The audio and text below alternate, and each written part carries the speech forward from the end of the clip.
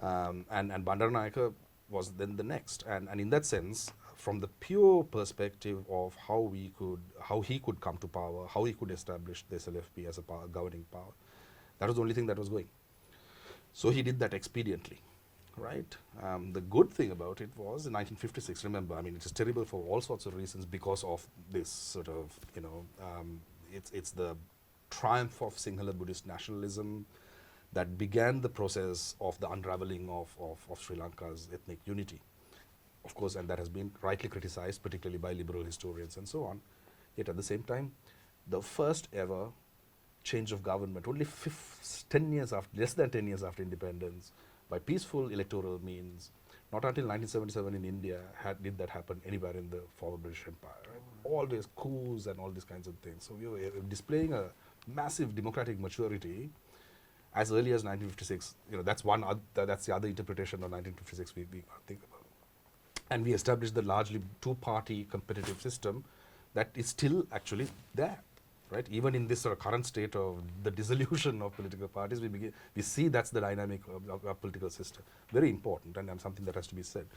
Bandaranaike, the first person in 1926 to write a series of articles in the Ceylon Morning Leader arguing about why the future independent Ceylon should be a federal country.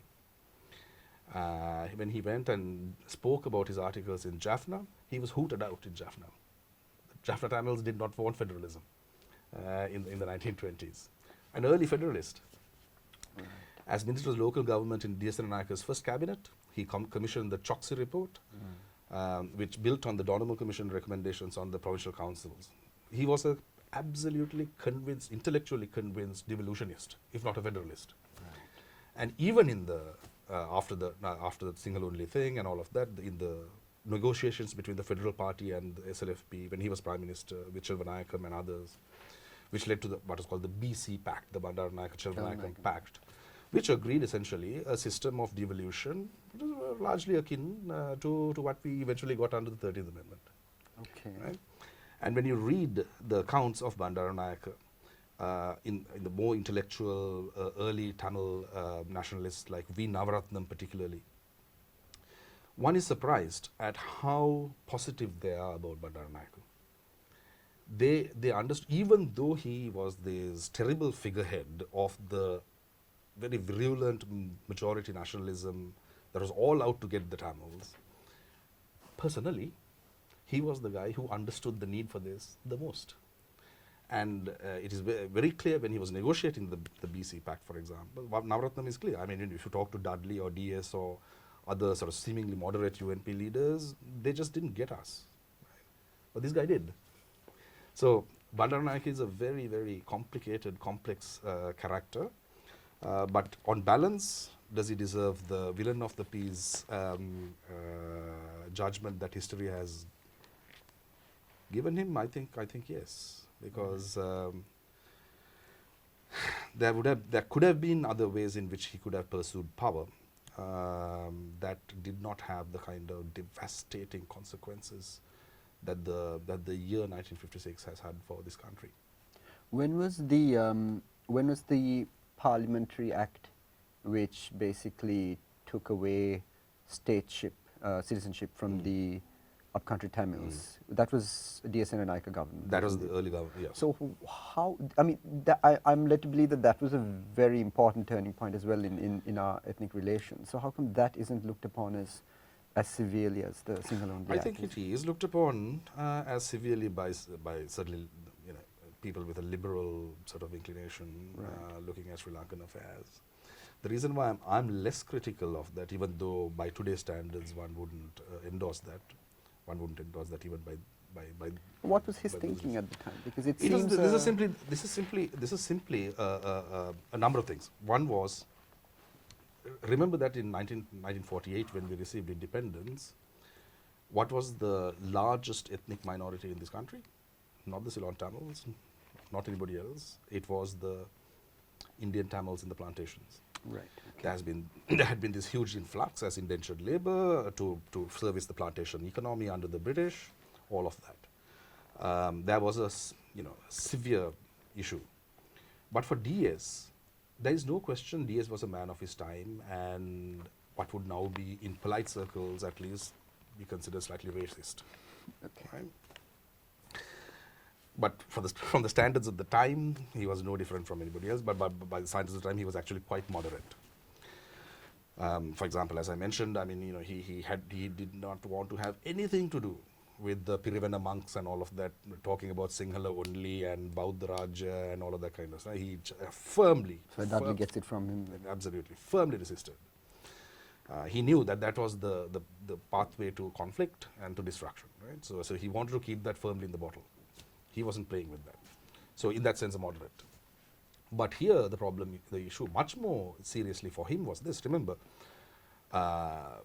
Salisbury Constitution was, the Ordering Council was passed at Buckingham Palace in 1946.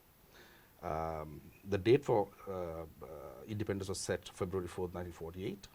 In between, there was going to be an election. So the Constitution comes into place, the 1947 election happens. Then the